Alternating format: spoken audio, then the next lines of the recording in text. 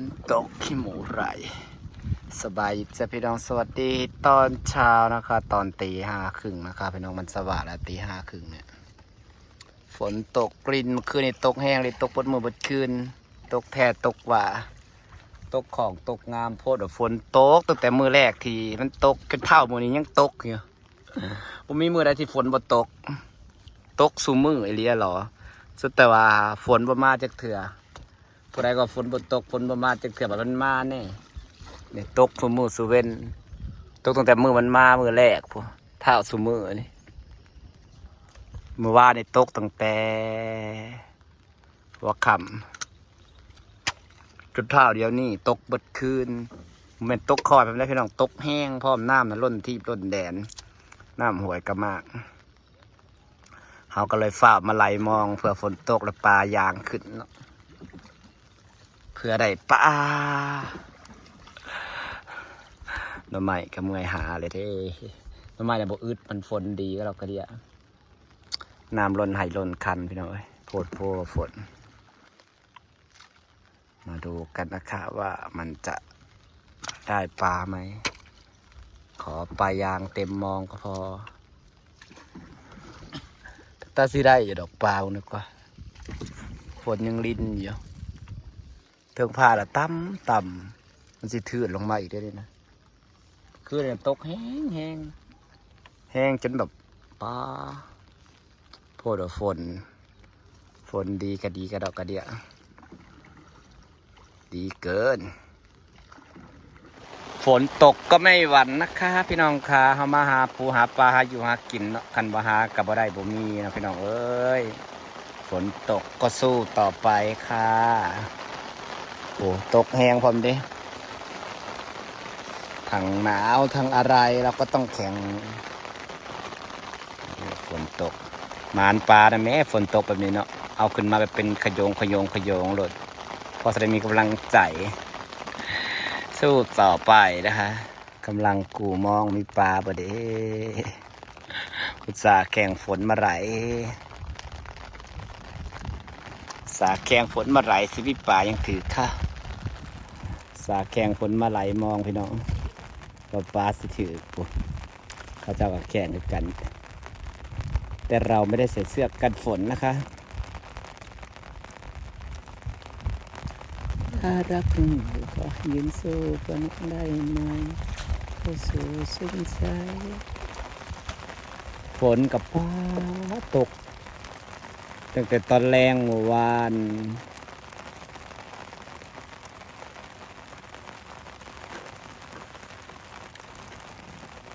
มองคือจมของบอก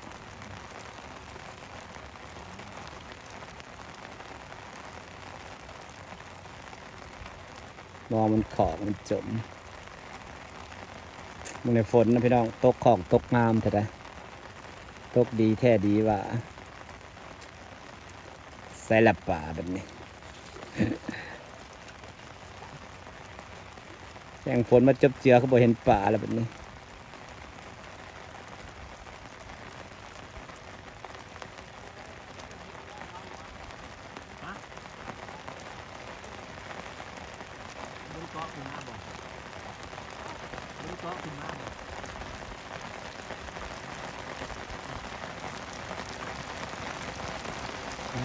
ฝนปล่อยมา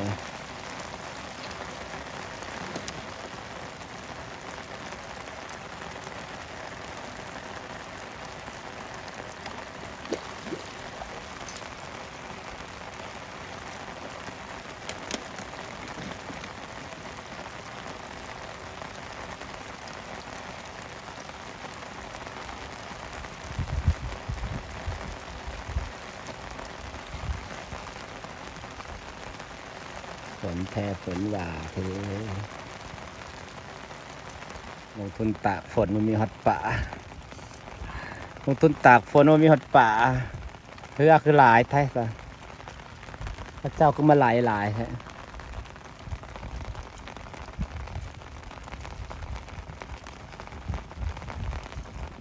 นะเพื่อข้าเจ้าหลายนะเซลอยู่ขึ้นฟ้าขึ้นฝนกับขึ้นแท้ขึ้นว่า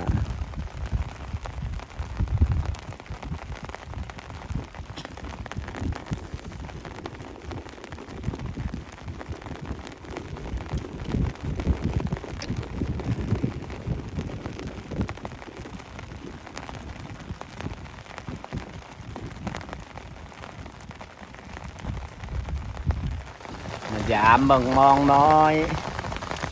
กลางมองน้อยเดินผ่าสลัดปลา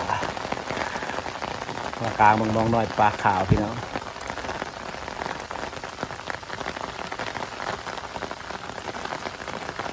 เห็นปะยามปลาตากฝนกันนะคะปลาน้อยเมื่อคืนฝนตก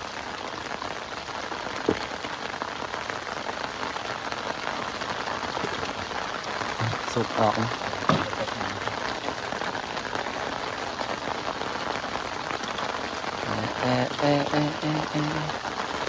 มีปลาค่ะตากฝนเรายังมีปลาอยู่ที่ข้านี่ถือราคาตกแห้งอะไรฝนนะพี่น้องตกโจกตกแห้งเทน้ำเทถ่าจนแนมมาเห็นอีหยังไอ้พออีแม่ฝนแล้วเนี่ยอีปลาโอ้ยปลาขับของถือดีจะได้นอนน่ะถือปลาดีจะได้พี่น้อง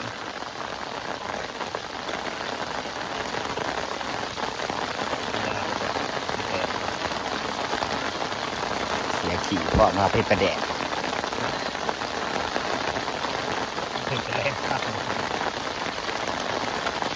มันข่าวยังมาแรงเลยเอาไปสอนตอนแรงสอนจะสิได้เนาะสอนกุ้งยังมาแรงฝนตกแล้วมันก็เศร้าถึงนี่ยามปลาจ้ะพี่น้องใส่ขี่ไปนำใส่เป็ดเผ็ดปลาแดก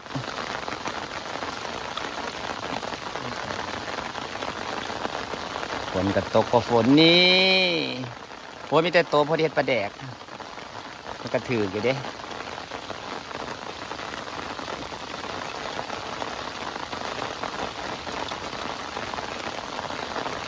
แล้วเรามากลางไว้เอาฝนบนโต๊ะว่าสิถือขักก็จะ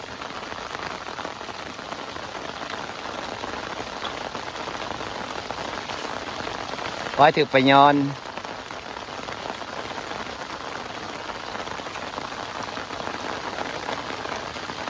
มาเนี่ยเด็กพี่น้องมันปลาอยู่แล้วค่ะ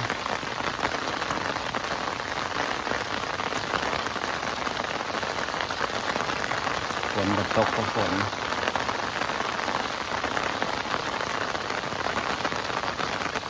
อย่ามองน้ำกันได้จ้าพี่น้องจ๋า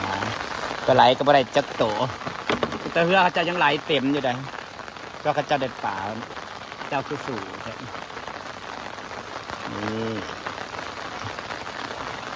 สู่ติดกันเลยจ้า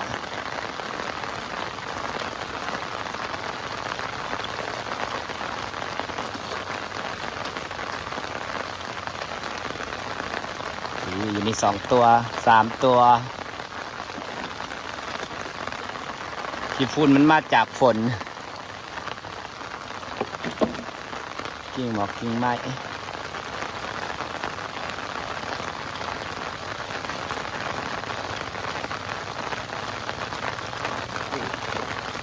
พอกไหลมอง3ได้สิได้ใส่ขี้แล้วมันก็พูเลย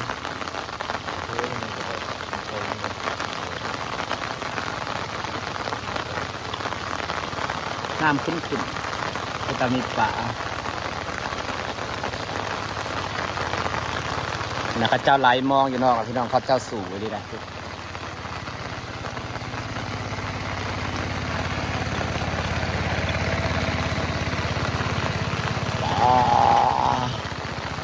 ฝนแต่ฝนหวา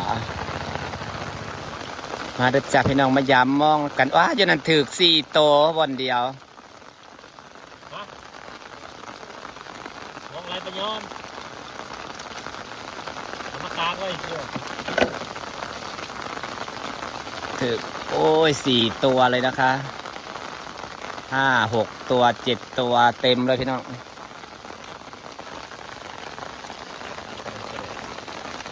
โคตรถือหลายด้วย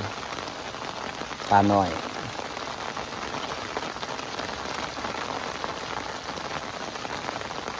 เอาคือซีเมนต์ถือตะวานเนาะคือตะแรงวานนี่มัน ถูกมันแท้ตายหมดเลย ฝนตกใส่มันเท่านั้น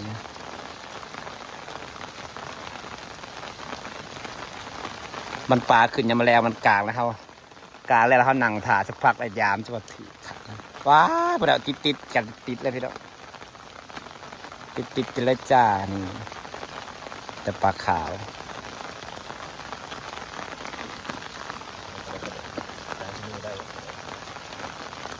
กลางแต่ละมือได้พอได้ใส่ปิดประแดกเคยได้เลย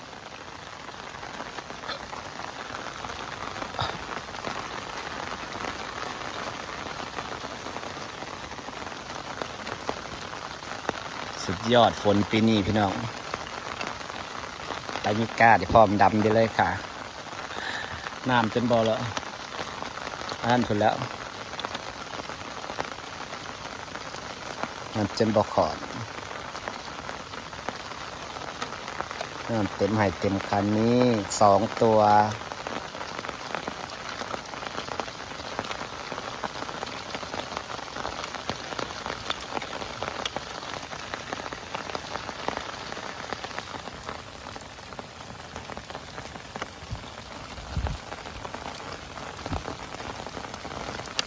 นี่ปลาติดเลยจ้ะ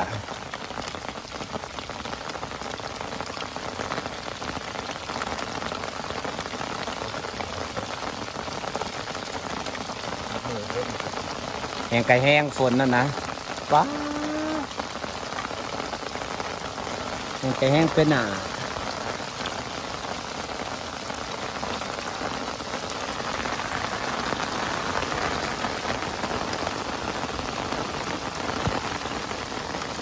แห้งไก่แห้งไปหนาบังปลาพี่น้องบังปลาแล้วก็บังฝนปลาไอ้พ่อไอ้แม่ฝนตกตั้งแต่แรกเมื่อวานน้ำห่วยสิมากแห้งอยู่แล้วปกติฝนตกปลาสิหลายปลาปีนี้บ่หลายนอบยามมันบ่วะ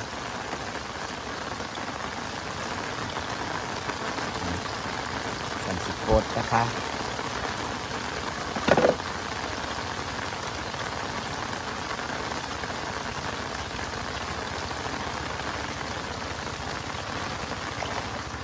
มาดูปลากันจ้า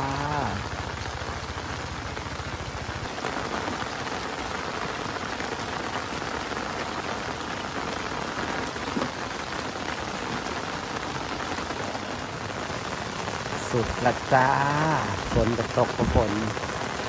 โปรดโพยพอยแม่ฝนพี่น้องเอ้ยจะแนมบ่เห็นที่เป็นแดนจะไปย้อน2 ตัวถ้ารักยังอยู่ขอให้ยังสู้เพื่อน้องได้ไหมทั้งหนาวทั้งอะไร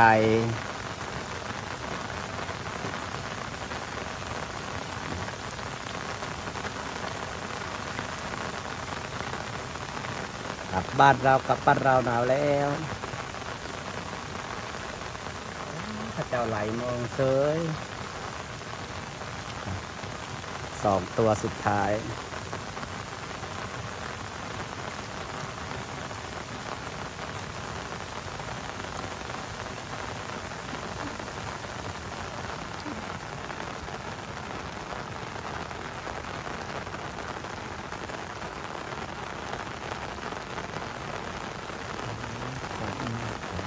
ไหลลงที่หน้าตาเธอคิดถึงฉันบ้างไหมนะเธอเมื่อวันจันทร์ที่แล้วมาดูตอนที่ 2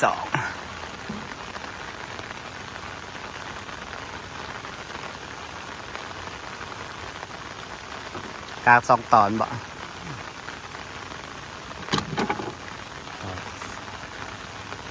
โอ้โห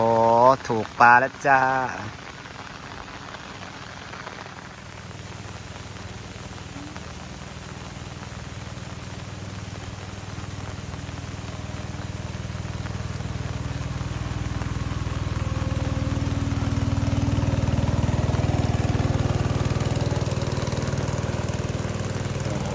าเต็มเลย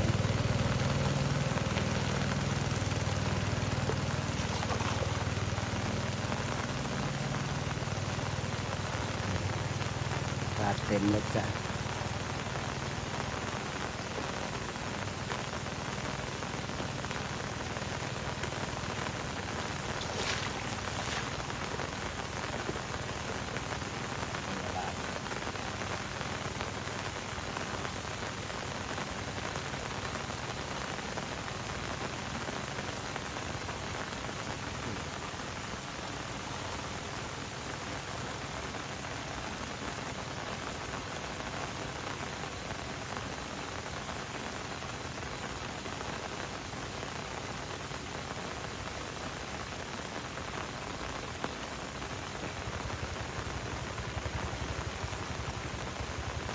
มาดูปลา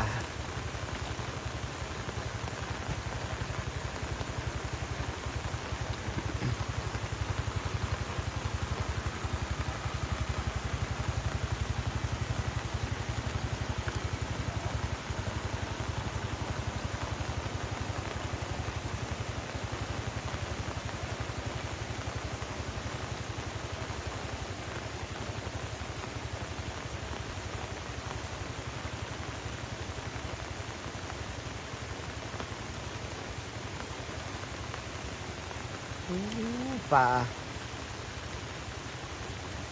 โอ้ขึ้นจะแซว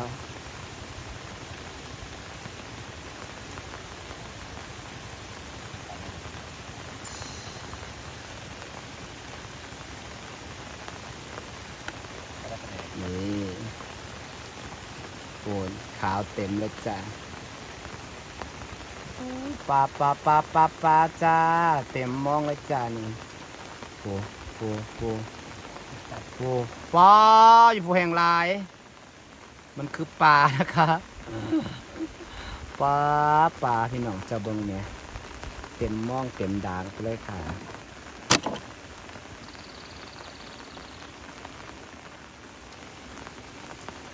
ตอนนี้ถือขักถือแหนวเลยโอ้โหกับปลา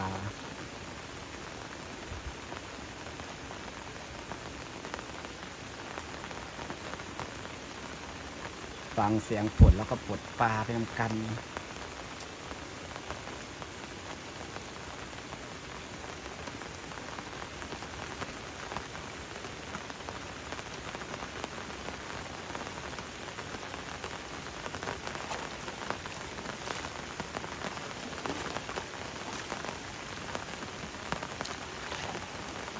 แล้วก็หมุนขับจั่วนี่ปลาลองไปดูปลาเต็มมองดูขาวเต็มเลย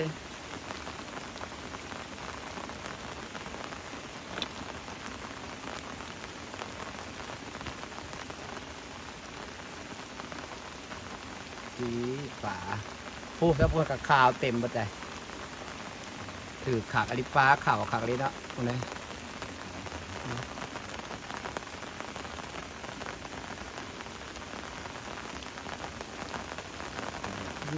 อันนี้มันคือปลาใช่ไหมเนี่ย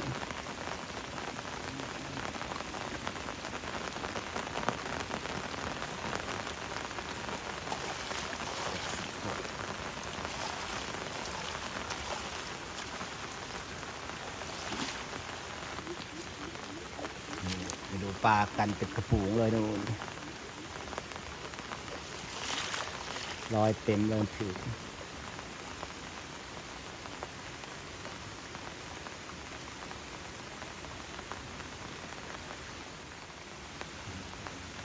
ปลาซอยข่อยเด้อจ้าปลากำลังถึกมันมาต้นหนาวหนาวก็สิแข็งแล้วหนาวเหลืออีกจะสุดแล้ว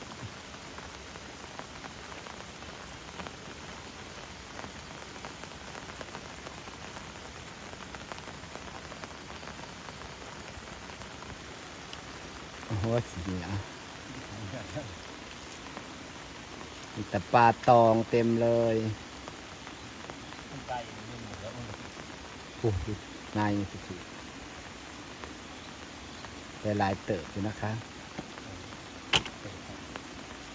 ซอกตอนนี้ได้หลายเติบไปแล้ว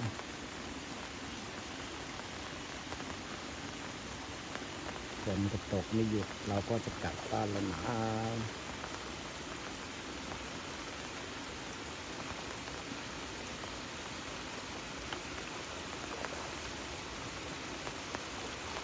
นี่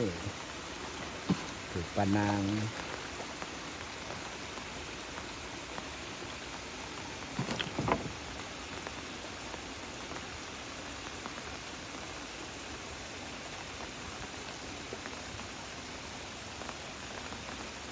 มีเครื่องกระถังเด้อนี่สุดยอดปลานะครับปลาที่เราใส่เบ็ดใส่มองได้เยอะมากสมเห็ดปลาแดกพี่น้องจ้านี่แหละค่ะผลงานของการมายามองวันนี้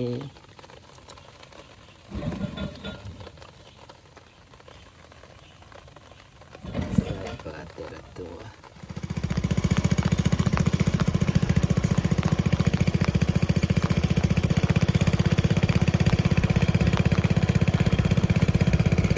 วันยืนใช้สมาธิ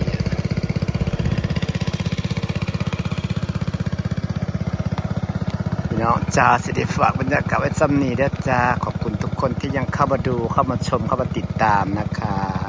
ขอบใจหลายๆเด้อจ้าพี่น้องจ้า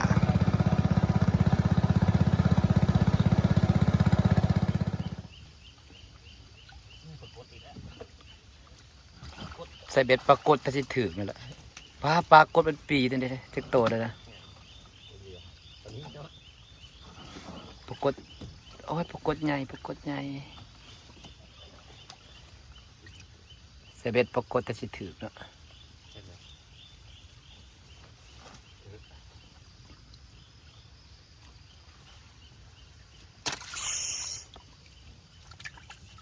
ฝนตกปรากฏปีน3 ตัว